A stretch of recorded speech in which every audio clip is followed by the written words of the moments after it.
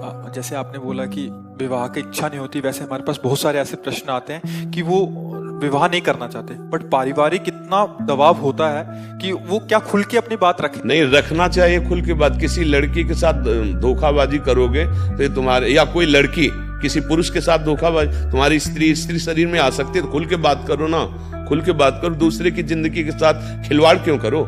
मान लो आपको वो जो हमें तो शब्द याद नहीं, हाँ, तो आप किसी वर्ग को आप वर्ण करें समाज और पिता आदि की दबाव के कारण, और आपको वो प्रिय है नहीं, फिर उसकी जिंदगी के साथ धोखा हुआ। या आप जो दूसरा शब्द है उस, हाँ, वो आपको लड़की प्रिय नहीं, लेकिन आप अपनी शान मर्यादा रखने के लिए, तो वो तुम्हारी मर्यादा रखने केवल चीज है क्या?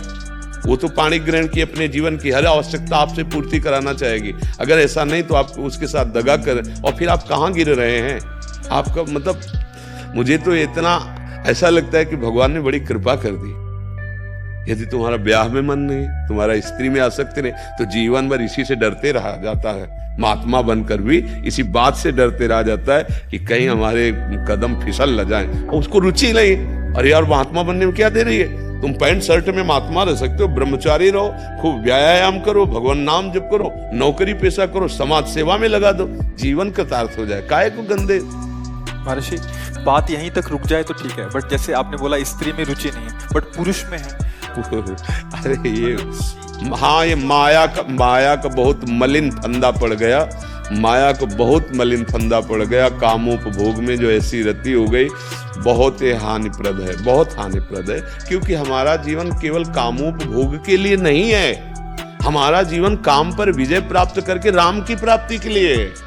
विश्राम, आत्मबोध प्राप्त करने, केवल यही सुख हमारे लिए है क्या? भाई बंदर, कुत्ता, कबूतर, पशु पक्षी सब इसी में लगे हैं। फिर कहा गया दुर्लभो मानुषो देहो देही नाम क्षण मंगुरहा तत्रापि दुर्लभम मन्येत वैकुंठ प्रिय दर्शनम। बड़ा दुर्लभ मानव देह, इसके लिए दुर्लभ देह, बहुत मतलब हानि का विषय है, बहुत पछताना पड़ेगा। अभी श्वासें हैं, काम बना लो, राधा राधा राधा, और अब लो नशानी अब ना सही हो। कोई भी गलती सुधारी जा सकती है, अभी समय है, अभी प्राण है शरीर पे, नहीं फिर तो चांस ही नहीं है। फिर तो चांस है जब इन कर्मों का, अगर ये नष्ट नहीं हुए कर्म, और इन कर्मों का आप गुप्त रूप की ये सब बातें मतलब है, संत महात्मा क्यों इस विषय पर जाए? पर भगवान की ऐसी लीला है कि अब ऐसे जिससे संतान उत्पन्न होती है वही वीर है ना। आप किसी भी तरह से उसका क्षय करते हैं तो संतान के हत्यारे हुए कि नहीं? सूक्ष्मता से बताओ। अगर वही यथायोग्य स्थान पर पहुंच जाता तो संतान रचना हो जाती ना। अब आप उसको कहां प्रयोग कर रहे हैं? वही संतान है ना, उसमें जीव है, वो व्यर्थ नहीं है। महापापी हो जाओगे, इसलिए बुद्धि भ्रष्ट हो जाती है और दुर्गति को प्राप्त होती है। चाहे अब ये जो शब्द आप बोल रहे हो ये तुम्हारे सुधार के लिए बोल रहे हैं। यदि तुम्हें स्त्री शरीर प्रिय नहीं, पाणी ग्रहण करने की भावना बिल्कुल मत रखना, क्योंकि केवल पाणी ग्रहण, संतान उत्पत्ति, सृष्टि पूजा के लिए तुम ब्रह्मचर्य रहकर समाज की सेवा कर सकते हो। आप देखो ना अपने देश प्रदेश में है, रहकर कर सकते हो। आप एक तेजस्वी तपस्वी हमारे देश के वीर जवान हो सकते हो, देशभक्त हो सकते हो, भगवान के भक्त। आओ दिव्यता की तरफ, पशुता की तरफ क्यों जा रहे हो? चाहे माता बहन हो, चाहे पुरुष हो। यदि आपको ऐसा नहीं तो आप अपने घर में रहकर ब्रह्मचर्य पूर्वक तपस्या आराधना करो। एक से एक देवियां महाभागवत हुई जिन्होंने भगवान को अधीन कर लिया है। ऐसे नार की बेमतलब चेष्टाएं, बेमतलब क्रियाएं, तो बेमतलब जीवन व्यर्थ चला जाएगा। भाई इसमें कोई सार नहीं।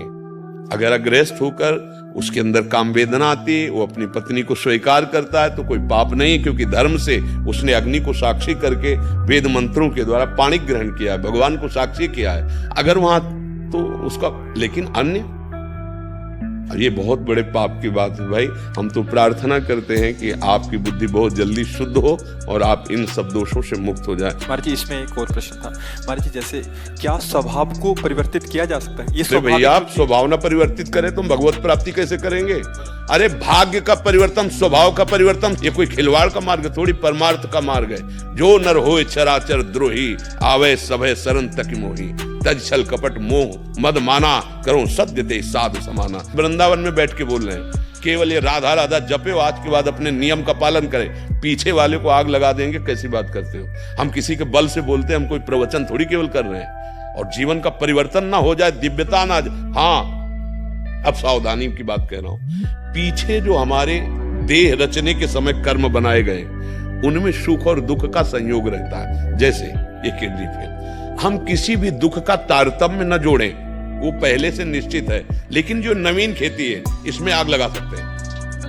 पुराना स्टॉक जो जमा है वो हमारे हाथ से खत्म, उसकी चाबी भगवान के हाथ में है, जो संचित कर्म कहते हैं। ये जो नवीन कर्म इस जन्म में बन गया, इसको सुधारा जा सकता है, प्रायश्चित किया जा सकता है। अभी संभाला। सबसे पहला प्रायश्चित अब लो नसानी अब ना नसे हो, वो तुम हाथ उठा के बोले हो। दूसरा प्रायश्चित भगवान का नाम निरंतर रटना।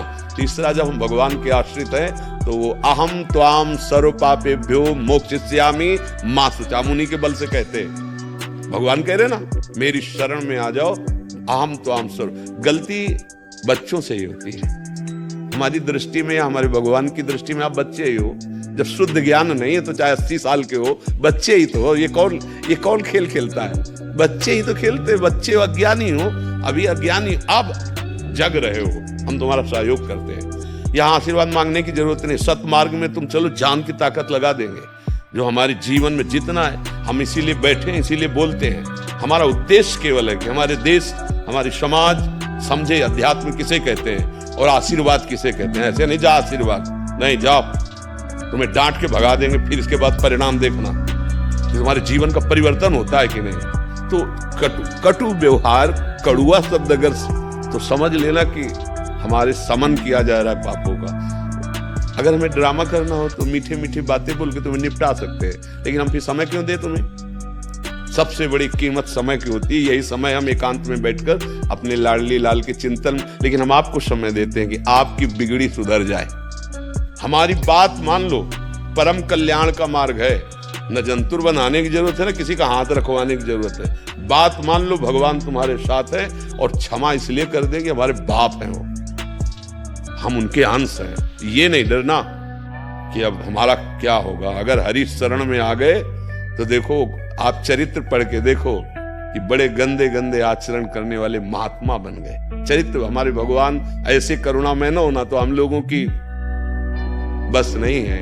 कहाँ वो अव्यक्त अखिल ब्रह्मांडों के स्वामी, और कहाँ हम एक शरीर पे आसक्त जीव, भला उनको कैसे? पर उनकी कृपा से। तो वही कृपा आप पर भी है, क्योंकि आप भी उनके बच्चे। बस